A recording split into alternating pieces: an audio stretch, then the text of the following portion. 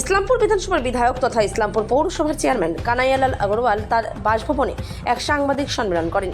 সাংবাদিক সম্মেলনে তিনি বলেন, আজ 6 জুলাই ডক্টর শ্যামাপ্রসাদ মুখার্জির জন্মজয়ন্তী উপলক্ষে ইসলামপুর বিধানসভাবাসীকে শুভেচ্ছা জানান। পাশাপাশি তিনি বলেন, পৌরকর্মীর উপর ডিম নিক্ষেপের ঘটনার তীব্র নিন্দা করে বলেন, এ ধরনের ঘটনা গ্রহণযোগ্য নয়। কানাইয়ালাল আগরওয়াল সাংবাদিকদের বিভিন্ন প্রশ্নের উত্তর দিতে গিয়ে তিনি প্রশাসনিক কাজ, উন্নয়নমূলক প্রকল্প এবং সাধারণ মানুষের স্বার্থে সরকারের উদ্যোগ নিয়ে আরও একাধিক গুরুত্বপূর্ণ বিষয় তুলে ধরেন। Bureau report, big news Bangla.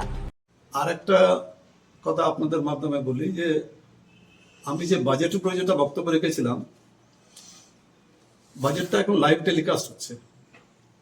এবার থেকে প্রথম বিধানসভায় যারা যে বক্তব্য রাখছেন সেটা লাইভ টেলিকাস্ট হচ্ছে। তো লাইভ টেলিকাস্টে আমি কি কি বক্তব্য রেখেছি, 10 মিনিট আমাকে সময় দেওয়া হয়েছিল দলের থেকে। 10 মিনিটে প্রথমেই বাজেটের উপরে আমি বক্তব্য রেখেছিলাম।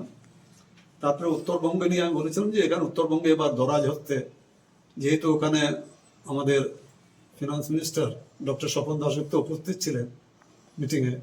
ওনাকে বলেছিলাম যে আপনি উত্তরবঙ্গকে এবার অনেক দিয়েছেন উত্তরবঙ্গকে।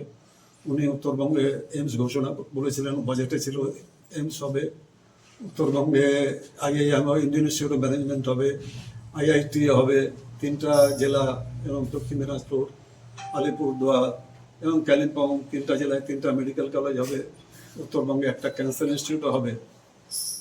তো আমি বলেছিলাম যে ওগুলা যদি জেলা ওয়াইজ যদি হয়, এক একটা প্রজেক্ট যদি এক একটা জেলায় হয়, তাহলে ওই জেলাগুলো সব জেলাগুলাই ডেভেলপ করবে। এইমসের ব্যাপারে যেটা আমি বলেছিলাম যে এইমসটা আমাদের প্রিয়রঞ্জন দাসমুন্সির স্বপ্ন ছিল যে এইমসটা রায়গঞ্জে হোক। সেই হিসাবে এইমসটা স্যাংশনও হয়েছিল, কিন্তু দুর্ভাগ্যবশত সেই এইমসটা কল্যাণী নিয়ে যাওয়া হলো। এবার যখন আবার একটা এইমস উত্তরবঙ্গে হবে, তো সেই এইমসটা আমাদের যিনি সাংসদ আছেন, এর আগে যেদিন মালদায় আমাদের চিফ মিনিস্টারের যেটা মালদায় মিটিংটা ছিল, অ্যাডমিনিস্ট্রেটিভ মিটিং, সেখানেও আমাদের যিনি সাংসদ আছেন কার্তিক পাল মহাশয়, তিনি একটা জমির একটা উনি বলেছিলেন যে 197 একর জমি আছে রায়গঞ্জে। এটা উনি এই ব্যাপারটাতে মুখ্যমন্ত্রী দৃষ্টি আকর্ষণ করেছিলেন।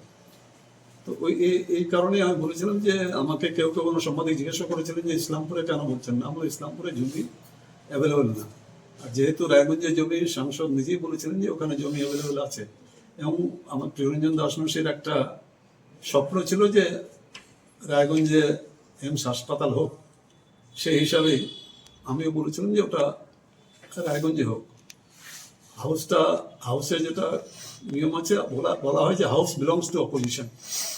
হাউসে যারা অপোজিশন আছেন তারা বলার সুযোগটা বেশি পান, যেহেতু শাসক দলে যারা আছেন, যারা মন্ত্রী যারা আছেন, তারা তো ওইভাবে বলতে পারেন না।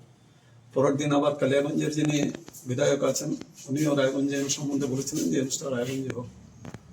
তো আপনাদের মাধ্যমে একটাই কথা সবাইকে জানাতে চাই যে আমি চেষ্টা করব আমার বিধানসভা এলাকায়, এখন তো আবার 17 তারিখ থেকে আবার বিধানসভা শুরু হবে।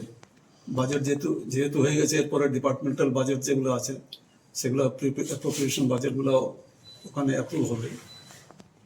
তো আমি ইসলামপুর বিধানসভা থেকে আমি নির্বাচিত সদস্য। আমি ইসলামপুর বিধানসভার যেগুলা দাবি আছে, যেটা আমাদের করার দরকার, সেগুলো নিশ্চয়ই আমি বিধানসভায় তুলে ধরব।